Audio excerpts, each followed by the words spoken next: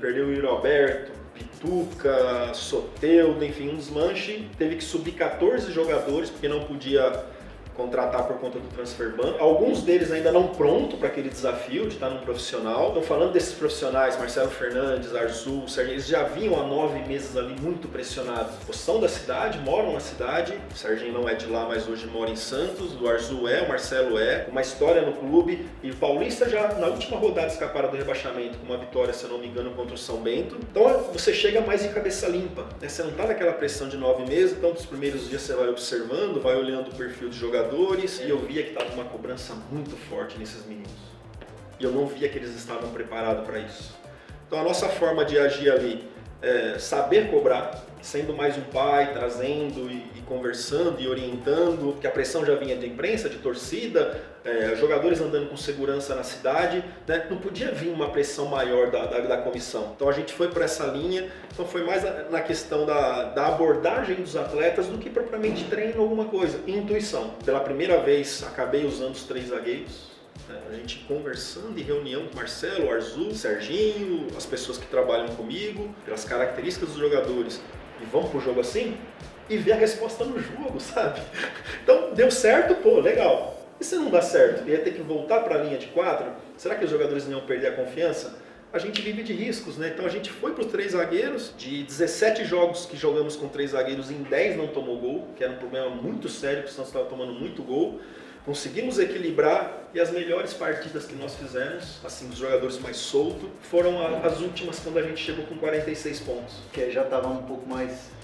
Que pegamos o Inter em Porto Alegre, fizemos um jogo que merecemos ganhar. Pegamos o Flamengo, apesar que eu tenho que falar também que o Flamengo ali já não tinha mais ambições por título, não tinha mais condições de título, mas assim, era o Flamengo, que jogou o Gabigol, jogou todo mundo, e foi o Cuiabá, o último jogo em casa, que eles estavam...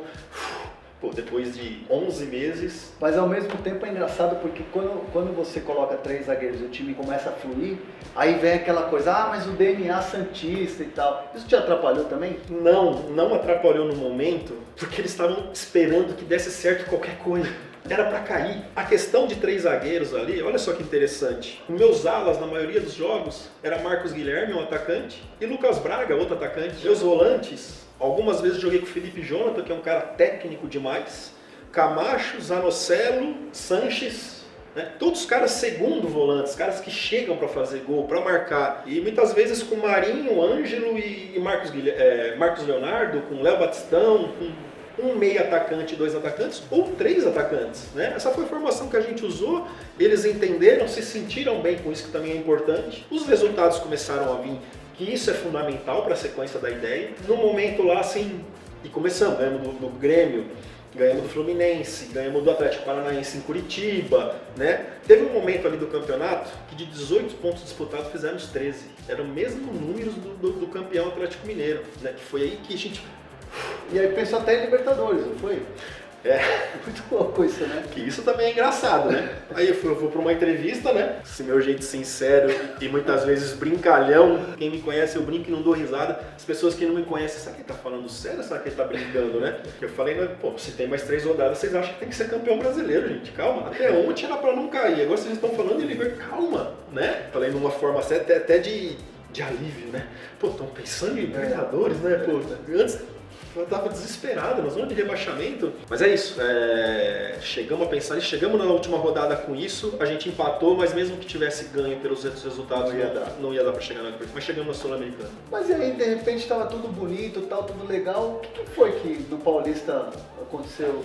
Porque foi uma surpresa, Fábio Carille não é mais depois daquele jogo lá no Mirassol, Fábio Carille não é mais o técnico do Santos. E aí quando a gente vai buscar informações, quando a gente vai apurar ali, aqui e tal, mas poxa, salvou o time, foi bom, tal, mas não tem o DNA.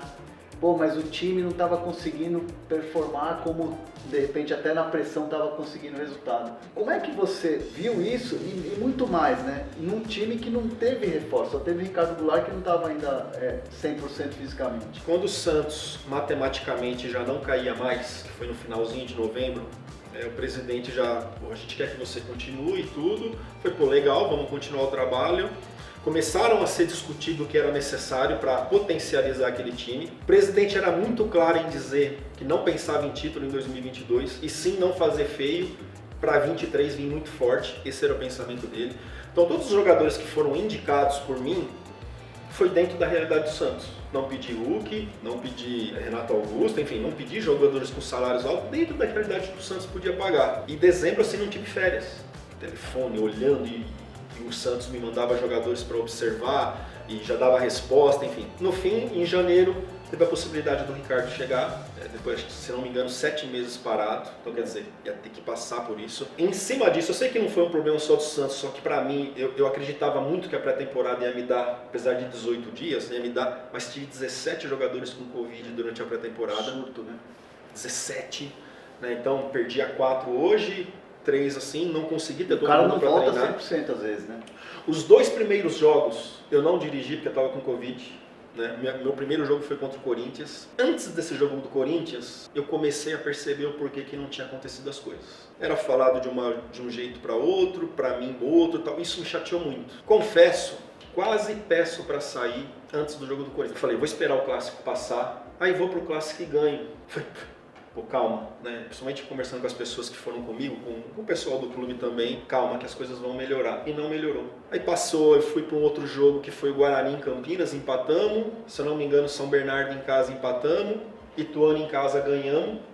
E fui pro Mirassol lá, perdemos, 3-2. Aí na volta, sabe quando você não tá se sentindo bem? Aquilo não tá te fazendo bem? Foi uma volta de ônibus? De ônibus, a gente foi e voltou de ônibus. Aquilo não tava me fazendo bem. Chegou no outro dia, chegamos acho que 5 horas da manhã em Santos, por aí. Liguei pro presidente umas 9. Gente, não dá, não tô conseguindo trabalhar, não tá me fazendo bem. Isso não é bom pro Santos e nem pra mim, não tá sendo, principalmente pro Santos e pra mim também não tá sendo bom. Não, mas calma, cara, e tal. Ele tem um grupo. Fez uma videoconferência, explicou.